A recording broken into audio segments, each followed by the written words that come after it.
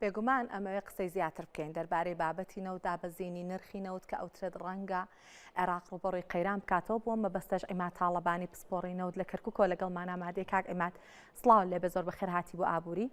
پێمان بڵێ کە هۆکارەکانی چین کە پێشبینی ئەکرێ هەموو پێشبینیەکان بۆەوەن کە لە ماوەی ساڵی 2026 نرخی نەوت لە بازاڕی جیهانی داببەزێت.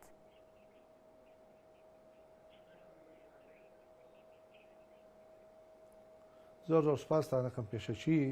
دەربارەی نرخی نەوت و دابەزینی نرخی نەوت بە دڵنیاییەوە کاریگەری بێتە سەر هەموو. کاک ئیماد ئەگەر گوێت لێمە با من پرسیارەکەم دووبارە بکەمەوە. کاک ئیماد پرسیارەکەمەوە بوو کە هۆکاری چییە؟ هەموو پێشبینیەکان باس لەوە ئەکەن کە لە ماوەی ساڵی 2026 نرخی نەوت داببەزێت.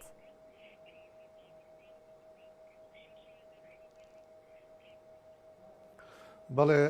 نرخی نەوت ئەم دابەزینی کە ئێستا ئەیبینین تا ڕادەیەک تۆزێک دابەزیوە گەیشتۆتە $60 و کەمتریش لە $60. ئەمە ئەگەر بەم پێشهاتەی ئێستا بێ بە پێشهاتە نێودەوڵەتیەکان بێ کە ئەو ئەزمەی کە ئێستا لە ڤەنزوێلا دروست بووە ئەمە هۆکارێکی سەرەکیە ئێستا لەوانەیە بۆ چەند دۆلاری تریش دابەزێ. ئەمە لەلایەکەوە وەکو بابەتی جیهانی بابەتی ناوخۆیی عێراقیش خۆمان نەزانین عێراق ئێستا بەرەو حکومەتێکی تازاڕوە حکومەتێک ئەم حکومەتی ئێستا هەیە حکومەتێکی کاربەڕێکەرە حکومەتی تازە دێتەکایەوە لەم یەک دوو مانگە ئەوجا چۆنێتی مامەڵەکردنی ئەم حکومەتە لەگەڵ سیاسەتی ئێستایی نەوتی جیهانە ئەوە ئەسەلمێنێ و ئایا نەوت سعری نەوت جێگیرە بێ یاخود بەرزە بێتەوە دا ئەبەزێ ئەکەوێتە سەر چۆنێتی مامەڵەکردنی حکومەتی تازە لەگەڵ ئەم پێشهاتە تازانی کە ئێستا بە تایبەت لە ویلایەتە یەکگرتووەکانی ئەمریکا چەندها پێشنیاریان کردووە بۆ حکومەتی تازەی بەغا بۆ ئەوەی کە وەزعی عێراق بەرەو داڕمان نەڕوە بەهای دۆلار جێگیر بێت بوجانەوەیەکی مێژووی ڕووبکاتە عێراق. باشە کاک ئیماد لە ئەگەری دابەزینی ینی نرخی نەوت ڕۆڵی ئەمریکا چی ئەبێ ڕۆڵی ئۆپیک پلس و هەروەها گۆڕانکاریە جیۆپۆلیتیکیەکان چێ بێ لەم دابەزینە بێگومان ئەمریکا وڵاتێکە کە ئەوێت نرخی نەوت دابەزێت بە پێچەوانەوە ئۆپیک پلس ینی بە پێچەوانەی ئەوە حەزەکات کە نرخی نەوت بەرز ببێتەوە ڕۆڵی ئەمانە چۆن ئەبێت لە دیاریکردنی نرخی نەوت تا لەم ساڵە؟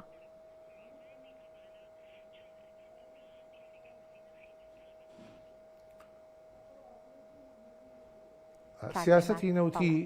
منەزەمەی ئۆپێک کە دیارریەکە بۆ خستنە بازاری نەوت ڕۆژانەیە ئێمە هەمومان نەزانین ئۆپێک لە 12 دەوڵەت پێک هاتووە هەر دەوڵەتێ بۆی دیاری کراوە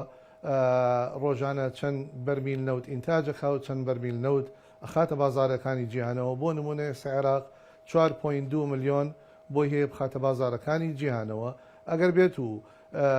پێشهاتەکان نەرێنی بن لە عێراق ئەوە هەناردەکردنی نەوتی عێراق کەمەکات ئەوە مەجبور سیاسەتی نەوتی جیهانی ئەگۆڕێ بەرەو وڵاتەکانی تر ئینتاجی خۆیان زیاد بکەن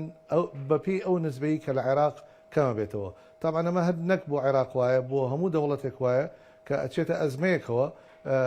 بۆ نمونە بۆ مانجێ بۆ ڕۆژێ بۆ هەفتەیەک بۆ ماوەیەکی دیاری کراو نەوت هەناردە ناکرێ ئەو ئەرکە ئەکەوێتە سەرشانی وڵاتەکانی تر بۆی کە ئینتاجیان زیاد بکات بۆی کە تەسیر لە بازاری نەوتی جیهانی نەکات. باشە کاک ئەماد منەمەوێ سیناریۆیەکی زۆر خراپ بخەمەڕوو باوای دانین لەم ساڵا نرخی نەوت بگاتە $55 هەرەوەی کە فەرمانگەی وزەی ئەمریکا پێشبینی بۆ کردوواڵێ پێشبینی ئەکا لە ماوەی ساڵی 2026 نەوت $55 بەخۆی ببینە بۆ هەر بەرمیلێک. کاریگەریەکانی لەسەر عێراق چی ئەبێت؟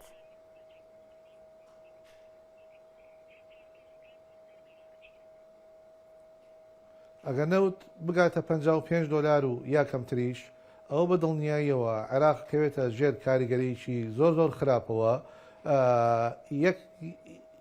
یەکەم هەنگاو ئەوەیە کە عێراق مەجبورە بێ پەنا بە بۆ خەزینی نەقدی خۆی کەواتە بانکی مرکزی بێ تەداخل بکات و لە ڕەسیدی خۆیان سەحب بکەن بۆی ئەو کورتهێنانە کەم بکەنەوە چونکە ئێمە هەمومان نەزانین عێراق دەوڵەتێکە لە 1995 وارداتی میزانی هەمووی لەسەر نەوتە لەبەرەوە بە شێوەیەکی سەرەکی عێراق زۆر زۆر زۆر زەرمەند دەبێت و ئەکەوێتە هەموو ئەرکەوێتە سەر ئەو حکومەتە چۆنی ڕوبەڕووی ئەو ئەزمەیە بێتەوە یەکێ لەوانە کە ئیتر بۆ ماوەیەکی کاتی لەوانەیە بۆ چەند مانجێ بێت هەتا لەو قەیرانە دەرەچێت هەرچی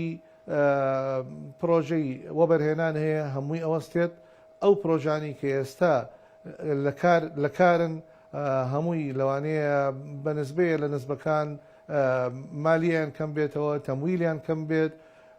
بە هەموو شێوەیەک تەسیرەکاتە سەر بازار هەموو شێوەیەک تەسیرەکاتە سەر هاوڵاتی بۆ نمونە لەوانەیە موچە خۆران لە 30 ڕۆژە زیاتر دوا بکەوێت بێتە 40 ڕۆژ بێتە 45 ڕۆژ ئەوە کەوێتە سەر ئەو سعری نەوتی کە ئەو ڕۆژە پێگا و ئەکەوێتە سەر ئەو ئامادەکاریانی کە حکومەتی داهاتووی بە عێراق چۆن ڕوبەڕووی ئەو ئەزمەیە بێتەوە بەڕاستیە بێ